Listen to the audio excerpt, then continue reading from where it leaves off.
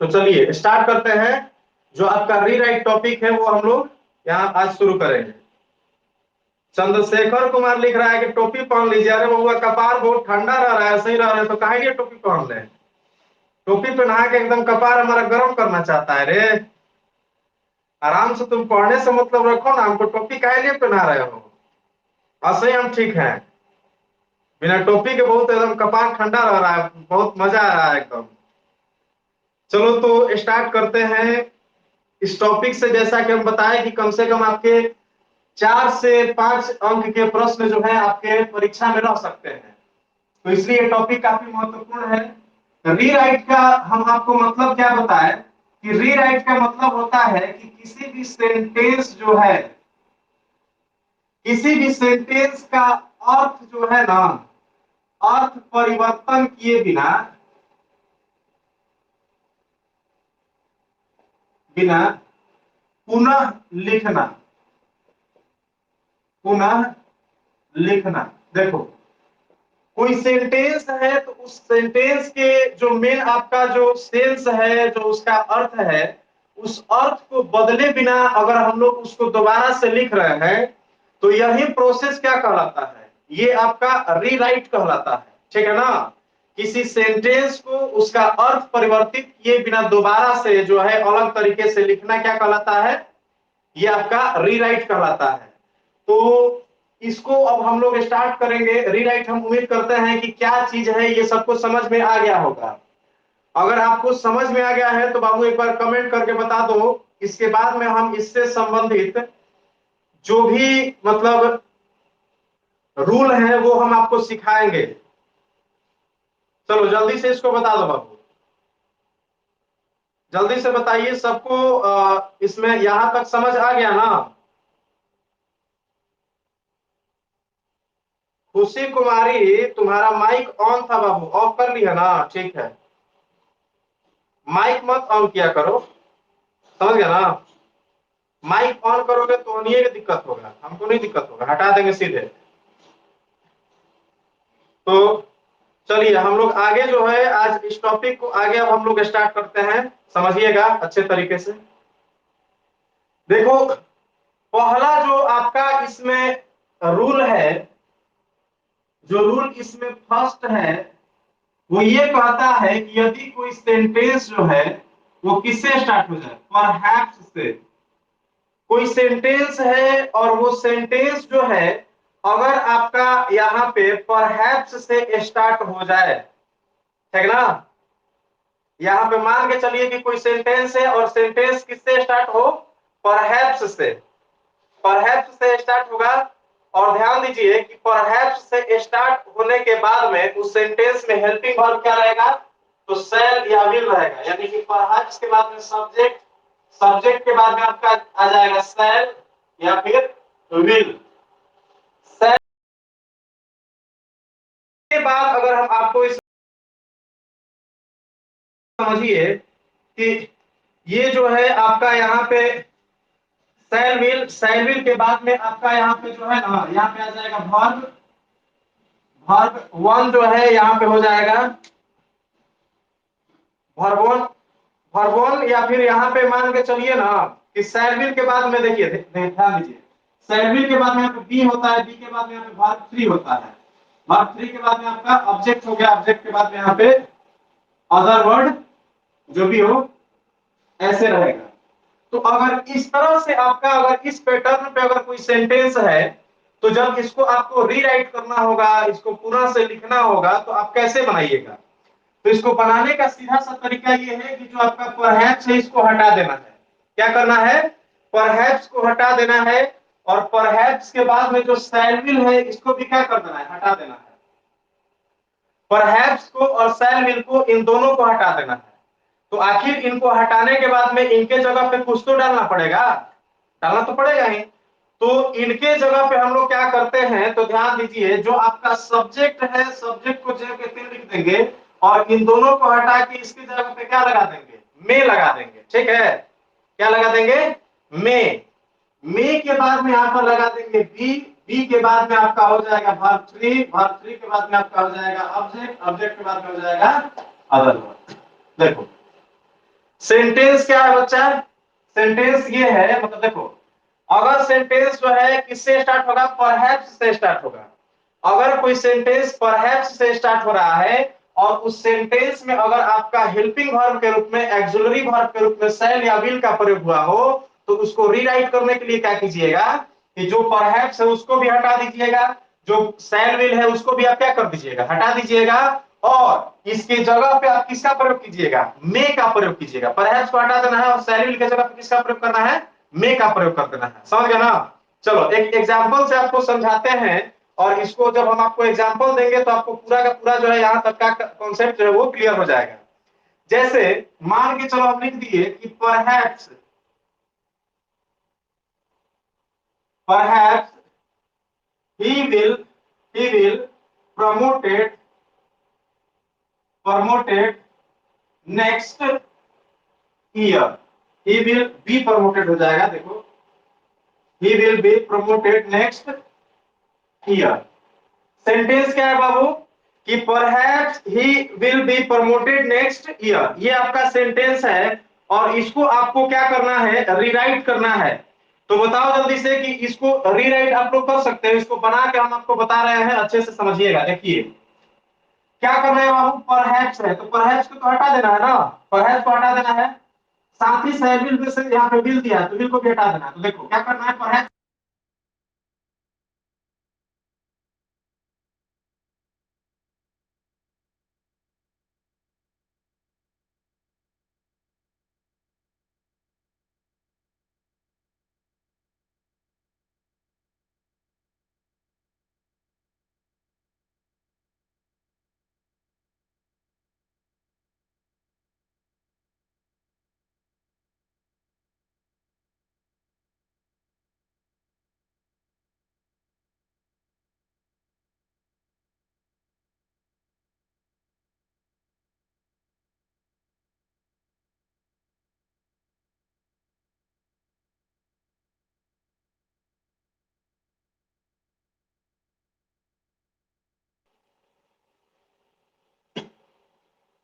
अब ठीक है ना? अब ठीक है ना बाबू? अब वीडियो जा रहा है ना और आवाज आवाज सब? चलो ठीक है, स्टार्ट करते हैं। तो देखो क्या करना है कि हम लोग को यहाँ पे परहैप्स को तो रखना नहीं है, परहैप्स को तो हटा देना है, हटा दिए हम आराम से। सब्जेक्ट को लिखना है। सब्जेक्ट क्या है बाबू? तो ही लिख दिए, ही को लिख दे यहाँ पे। ही के बाद में क्या कर रहा है कि ही के बाद में जो विल है ना, तो विल या सेल रहेगा, तो उसके जगह पे हम लोग को किसका प्रयोग करना है? तो इसके जगह पे हम लोग को मे का प्रयोग करना है। तो क्या हो जाएगा? ही मे, तब जाके क्या हो जाएगा? यहाँ पे बी लगाना है, तो ही मे बी, ही मे बी, ठीक है ना? ही मे बी, और इसके बाद में क्या हो जाएगा? देखो बाबू, इसके बाद में तुम किसका प्रयोग करोगे? ही मे बी, और तब जाके जो जितना है ना उसको जल करते हुए लिख देना है। Promoted next, next year. देखो मेन हम लोग को बदलना कहां से कहां तक है? तो यहां से स्टार्ट करके और यहां तक वाला जो कहानी है इसी को चेंज करना है। इसमें परहैप्स को सीधे हटा देना है। अगर ऐसे देखो, परहैप्स से अगर स्टार्ट होगा तो परहैप्स को तुम सीधे हटा दोगे, उसके बाद में जो सब्जेक्ट के बाद में जो हेल्पिंग वर्ब तुम्हारा सेल या विल रहेगा उसको तुम बदल दोगे, किसमें? मे में बदल दोगे, और बाकी उसके बाद में जो कहते हो जैसे है वैसे लिख दोगे। ठीक है ना? हम उम्मीद करते हैं कि इतना समझ में आ गया होगा। अगर समझ में आ गया है तो एक यहाँ पे हम एग्जांपल दे रहे हैं, इसको बनाइए आप लोग तो जल्दी से। एक सेंटेंस है, इसको बनाओ जल्दी से।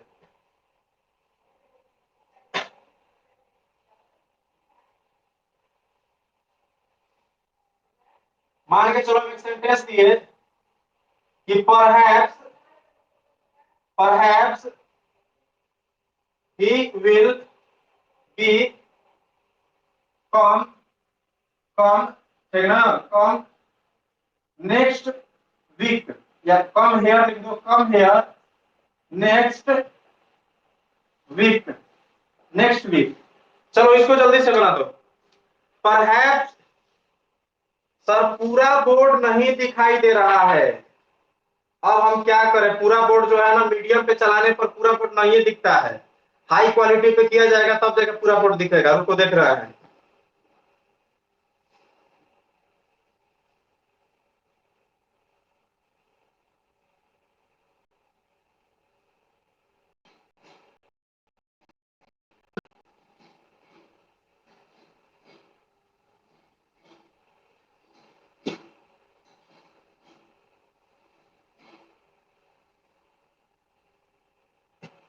आप पूरा बोर्ड दिख रहा है? आप वीडियो बफरिंग कर रहा होगा, पूरा बोर्ड दिख रहा होगा तो? पूरा बोर्ड दिख रहा है जी? बोलो, आप पूरा बोर्ड दिख रहा है? चलो ठीक है। यहाँ पे प्रतिमा कुमारी बना रही है कि he may be come here next. बबुआ बचिया डे नहीं है ना, नेक्स्ट वीक है, ये तुमको ध्यान देना है। क्या है? Next week. खुशी कुमारी बना रही है कि he may be come here next week. Very good Khushi Kumari. Khushboo Kumari भी बना रही है he may be come here next week, he may be come here next week, he may be come here next week. Very good, सबका answer बिल्कुल सही है। चलो तो हम उम्मीद करते हैं कि ये वाला जो रूल है वो सबको समझ में आ गया है। अगर समझ में आ गया है आप लोग कमेंट करके बता दो बाबू जल्दी से। अगर ये वाला रूल सबको समझ में आ गया है तो एक बार कमेंट करके हमको बता दो जल्दी। समझ में आ गया ना? चलो तो अगला जो है, अगला हम लोग सेंटेंस जो है उसको स्टार्ट करते हैं। अगला जो रूल है उसको स्टार्ट करते हैं। सब लोग ध्यान से समझिएगा। देखिए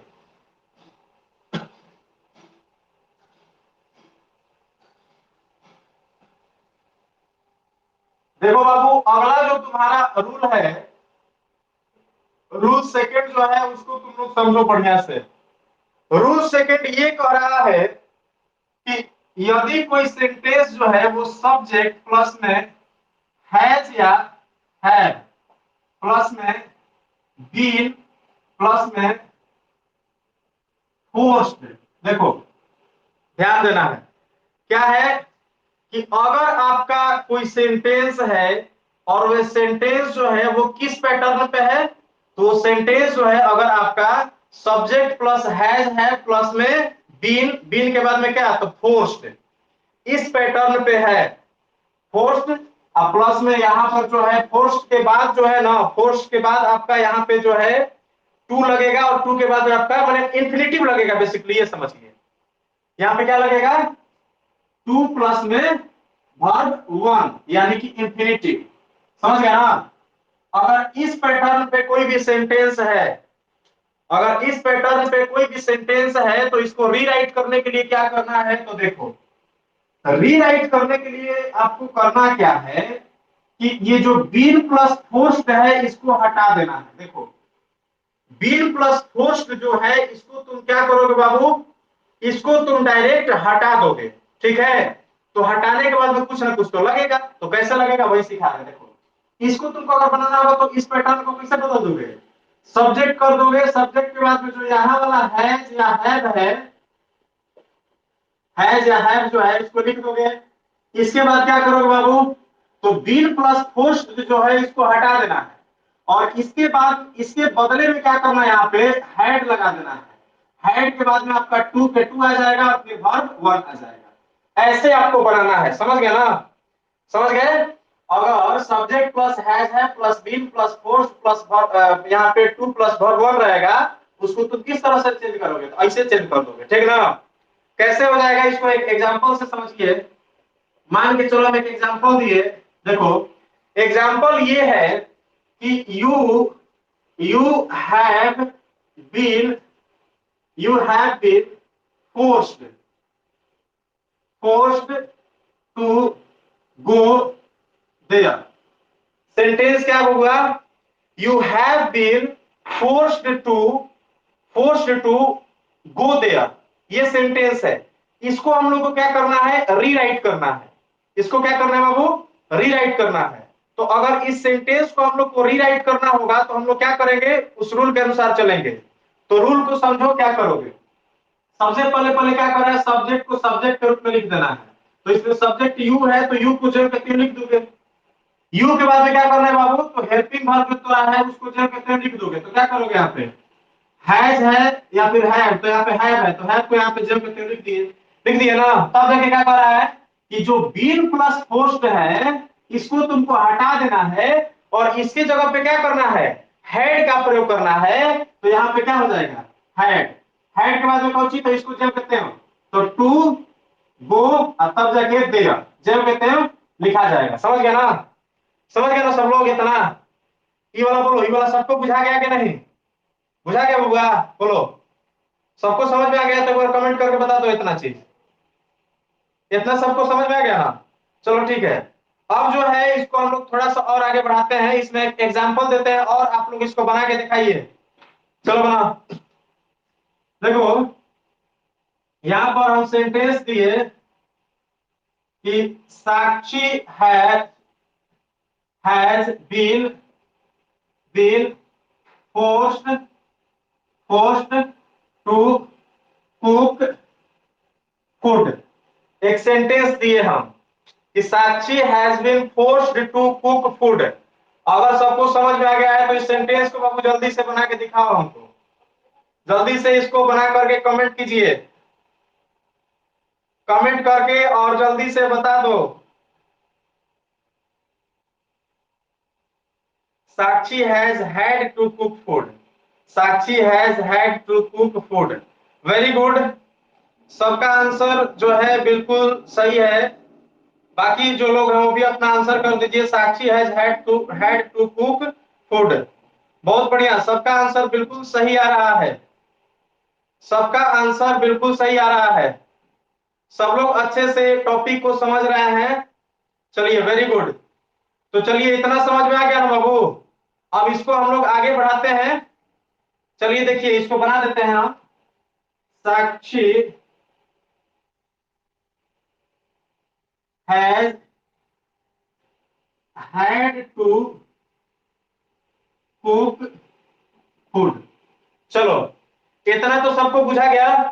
अब जो है इसके बाद में हम लोग जो इसका अगला जो रूल है उसको हम लोग स्टार्ट करते हैं। देखो बाबू ध्यान दो, इसके बाद जो अगला रूल है उसको भी थोड़ा सा समझिए। बहुत ही इजी है, थोड़ा सा ध्यान दीजिएगा तो आपको समझ में आ जाएगा। ठीक ना? देखो ध्यान दो बाबू, अगर इसको तुम लोग थोड़ा सा ध्यान दे दोगे तो आपका यहाँ पे समझ में आ जाएगा। ये चीज ध्यान दीजिए। चलिए देखिए अगला रूल हम आपको बता रहे हैं। देखो ध्यान दो, अगला जो आपका रूल है, अगला वो ये कह रहा है, रूल थर्ड जो है वो आपको ये कह रहा है कि यदि कोई sentence if plus subject plus में यहाँ पे आपका हेल्पिंग वर्ब, सब्जेक्ट प्लस में हेल्पिंग वर्ब प्लस में आपका यहाँ पे हो जाएगा यहाँ पर main verb, helping verb plus में मेन वर्ब। ठीक है, हेल्पिंग वर्ब प्लस में यहाँ पे क्या हो जाएगा आपका मेन वर्ब। और एक चीज ध्यान देना है कि यहाँ पे जो आपका मेन वर्ब लगेगा, मेन वर्ब जो लगेगा आपका ये मतलब जो है, या फिर इसको डायरेक्ट तुम ये भी कह सकते हो कि इफ के बाद में यहाँ पे डायरेक्ट एक मैंने फर्स्ट सेंटेंस दे दो, फर्स्ट सेंटेंस दे दो, ऐसे कर दो। ठीक ना? फर्स्ट सेंटेंस, या फिर इसको ऐसे नहीं करना चाहिए, वैसे रहने दो। सब्जेक्ट प्लस में यहाँ पर हेल्पिंग वर्ब प्लस में मेन वर्ब, हेल्पिंग वर्ब का यहाँ पे बाबू नॉट रहेगा, नॉट प्लस में main verb, main verb plus में आपका हो जाएगा यहाँ पे मेन वर्ब के बाद में ऑब्जेक्ट भी दे सकते हो, ऑब्जेक्ट कॉमा देखो, कॉमा के बाद में फिर इसमें क्या आ जाएगा, तो इसमें फिर से आ जाएगा second sentence, second sentence, second sentence. देखो क्या है, ई वाला जो आपका हम अभी जो बता रहे हैं रूल, इसमें क्या है बाबू, दो गो सेंटेंस आपका जुड़ा हुआ है, जिसमें पहलका सेंटेंस का हम पूरा का पूरा स्ट्रक्चर ऊपर लिख दिए हैं, और जो दूसरा सेंटेंस है उसको हम लिखे नहीं है, दूसरा सेंटेंस कैसे रह सकता है, तो वो आपका हो जाएगा। तो दो तो इफ है, तो अगर ऐसे सेंटेंस को अगर आपको बनाना होगा तो देखो यहाँ पे इफ जो है इसको हटा दोगे, उसकी जगह पे क्या लगा दोगे, अनलेस लगा दोगे। क्या लगा दोगे बाबू, अनलेस। अनलेस के बाद में आपका हो जाएगा सब्जेक्ट, सब्जेक्ट के बाद में जो आपका हेल्पिंग वर्ब वो लिख दोगे। और देखो हेल्पिंग वर्ब के बाद में वो क्या लगा है आपका, नॉट लगा है, तो नॉट नहीं लगाओगे तुम, उसको हटा दोगे। अनलेस जब लगा दिए तो अनलेस में जो है, अनलेस नेगेटिव नहीं होता है, तो इसलिए इसमें नॉट लगाने की जरूरत नहीं है। डायरेक्ट इसमें अपना जो है तुम मेन वर्ब लिखोगे, मेन वर्ब के बाद में आपका हो जाएगा ऑब्जेक्ट, ऑब्जेक्ट के बाद में हो जाएगा अदर जो पार्ट है यहाँ पे, या फिर ऑब्जेक्ट के बाद में डायरेक्ट कॉमा दो, और कॉमा के बाद में क्या आ जाएगा आपका, कॉमा के बाद में अगला जो सेंटेंस है वो लिख दोगे, सेकेंड सेंटेंस। सेकंड सेंटेंस, ये हो जाएगा। चलो एक एग्जांपल से इसको हम लोग क्लियर करते हैं और तब जाके आपका जो है पूरा का पूरा समझ में आ जाएगा, ठीक ना। देखो देखो यहाँ पे एक एग्जांपल दे रहे हैं, उस एग्जांपल को आप लोग समझिएगा, ठीक ना। देखो हमसे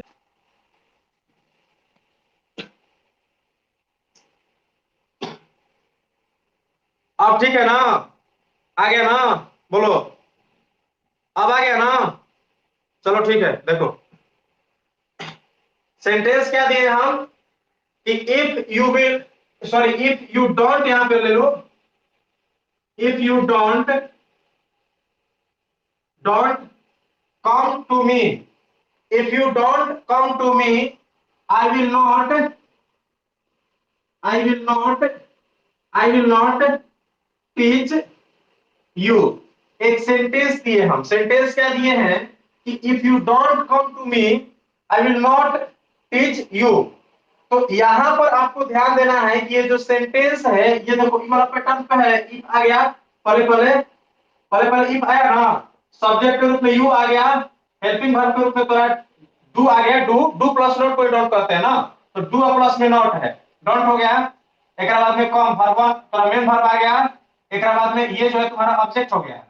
यहाँ पर फिर जो है सेकंड सेंटेंस से स्टार्ट किए, यहां से यहां तक पूरा क्या है, सेकंड सेंटेंस है। तो जब इसको हम लोग को बनाना होगा तो क्या करेंगे, डायरेक्ट इफ को हटाएंगे, यहाँ पे क्या लगा देंगे, अनलेस, अनलेस, उसके बाद में लगाना है क्या हम लोग को, सब्जेक्ट। तो सब्जेक्ट क्या है बाबू, you, unless you, unless you, और इसके बाद में क्या करना है, तो देखो हेल्पिंग वर्ब लेना है, तो अनलेस यू, और इसके बाद में हम लोग को क्या लेना है, यहाँ पे हेल्पिंग वर्ब लेना है। तो हेल्पिंग वर्ब क्या करोगे तुम, यहां पे चूंकि ध्यान देना है कि helping verb do plus not है, ठीक ना। तो जब तुम प्रेजेंट इंडेफिनिट को बनाते हो तो इसको अफर्मेटिव जो बनाओगे तो उसमें तो तुम्हारा हेल्पिंग वर्ब लगता ही नहीं है, तो हेल्पिंग वर्ब क्यों लोगे, तो इसलिए यहाँ पे डायरेक्ट क्या हो जाएगा, unless you come to me, unless you come to me, और बाद में क्या हो जाएगा, I will not teach you. मतलब सेकेंड सेंटेंस जो रहेगा इसमें, तो सेकेंड सेंटेंस को आपको इसमें चेंज नहीं करना है, सेकेंड सेंटेंस को जो कहते हैं लिख दीजिएगा, जितना चेंज करना है सब किसमें करोगे, फर्स्ट सेंटेंस में करोगे। तो हम उम्मीद करते हैं कि आपको समझ में आ गया होगा, अगर समझ में आ गया तो एक बार कमेंट करके बता दो हमको, अगर ये वाला समझ में आ गया तो कमेंट करके बताओ बाबू जल्दी से, समझ में आ गया है, बोलिए। ठीक है, तो एक और एग्जांपल दे रहे हैं, इसको थोड़ा सा जल्दी से बना के हमको दिखाओ तो लोग, एक और एग्जांपल दे रहे हैं, उसको आप लोग बना के दिखाइए हमको, ठीक ना। चलो देखो,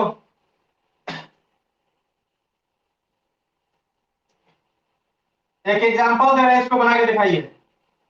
देखो एग्जांपल दे रहे हैं हम कि if she does she does not she does not work hard, ठीक ना, she does not work hard, ठीक ना, she will not she will not पास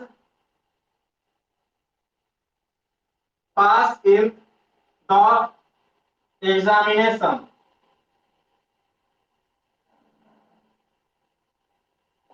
चलो जल्दी से बना दो, इस सेंटेंस को जल्दी से बनाइए सब लोग, बन जाएगा ना। इस सेंटेंस को जल्दी से बना के दिखाओ बाबू, जल्दी से कमेंट करो बनाकर, कैसे बनाओगे इस सेंटेंस को, सब लोग जल्दी से बनाकर कमेंट कर दो फटाफट,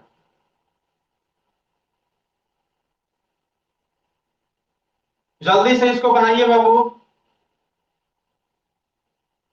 अनलेस सी वर्क हार्ड, अनलेस सी वर्क हार्ड, देखो साक्षी पटेल यहाँ पे वर्क नहीं लगेगा, चूंकि सी है तो इसके साथ वर्क्स लगेगा, समझ गए ना। unless she works hard she will not pass in the examination। Very good Pratima Kumari, आपका आंसर बिल्कुल सही है। बाकी जो लोग हैं वो भी जल्दी से कमेंट करके बाबू बता दो, अगर समझ में आ गया है तो जल्दी से कमेंट करके बाकी लोग भी बता दीजिए।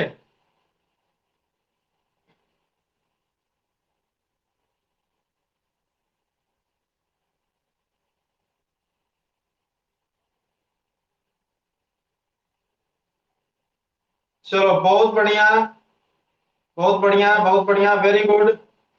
सबका आंसर बिल्कुल सही है। चलिए, तो ये रूल आप सबको समझ में आ गया ना बाबू? बोलो, ये रूल सबको समझ में आ गया ना? कमेंट करके बता दो जल्दी से। चलिए, वेरी गुड। तो आज के क्लास में हम लोग इतना ही रहने देते हैं, क्योंकि आज का क्लास तो आपका लेट से स्टार्ट हुआ है ना। तो आज के क्लास को इतना ही तक रहने देते हैं। इसके बाद जो हम लोग का अगला जो क्लास होगा, तो उसमें और इससे रिलेटेड मैंने 3 या 4 रूल रह गए हैं, तो उसको हम लोग अगले क्लास में जो है डिस्कस कर लेंगे। और तब जाके ये भी आपका टॉपिक खत्म हो जाएगा। ये बहुत ही छोटा टॉपिक है, और एकदम मैंने 2 आपका लेक्चर है ना, 2 लेक्चर जो है आपको सुख पूर्वक आसानी से एकदम यहाँ पे जो है आपको 2 से 3 अंक जो है आराम से देके चला जाएगा, ठीक है ना? तो इसको बहुत अच्छे तरीके से आप लोग पहले पहले तो देख लीजिए, उसके बाद में जो है इसको थोड़ा सा आप लोग और एक और बात है, जिसका हिंदी का क्लास छूट गया था कल ना, लाइव क्लास है, तो यूट्यूब पे वो वीडियो को अपलोड कर दिया गया है। या फिर ऐप में अगर आप लोग देखिएगा, तो ऐप में जैसे कि ये सब जो वीडियो है आप लोग का इंग्लिश का बैच का हो गया, या फिर आपका बायो का हो गया, या फिर आपका जो मतलब और जो बैच है, तो उसमें जो आपका है, तो ये रिकॉर्डेड वीडियो वाला सेक्शन में मिलता है। लेकिन हिंदी वाला जो है ना, तो हिंदी वाला आप जब स्टडी मटेरियल में जाइएगा, स्टडी मटेरियल टैब में, तो स्टडी मटेरियल टैब में ही एक आपको मिलेगा यूट्यूब वीडियोज, तो वहां पे जाइएगा, तो उसमें आपको पूरा का पूरा जो है पिछले क्लास का लेक्चर उस पर डाला हुआ है। और एक बात है कि आप लोग के जितने भी मित्र हैं उनको थोड़ा सा बोल दीजिए कि आप लोग यूट्यूब पे जो है सब यूट्यूब चैनल को सब्सक्राइब कर दो। क्योंकि यूट्यूब चैनल अगर आप लोग सब्सक्राइब करवा दीजिएगा, तो एग्जाम जब आपका नजदीक आएगा, तो उस टाइम हम आपको यूट्यूब पर ही क्वेश्चन प्रैक्टिस कराएंगे लाइव। क्योंकि लाइव होने के लिए जो है आपको एक सब्सक्राइबर का एक लिमिट होता है, वो क्रॉस करना पड़ता है, उतना होना चाहिए। तो आप लोग थोड़ा सा उसमें सहयोग कीजिए, और जो भी आपके मित्र हैं उन लोग से आप मतलब चैनल को सब्सक्राइब करवा दीजिए, यूट्यूब चैनल को, ठीक है ना? ग्रुप में उसका लिंक डाला हुआ है, आप लोग उसको सब्सक्राइब करवा दीजिए, जिससे कि आप लोग को लाइव क्लास मिल सके यूट्यूब पर भी, ठीक है? तो चलिए, आज के क्लास को हम लोग यहीं पे समाप्त करते हैं, और मिलते हैं अगले क्लास में। बाय, जय हिंद।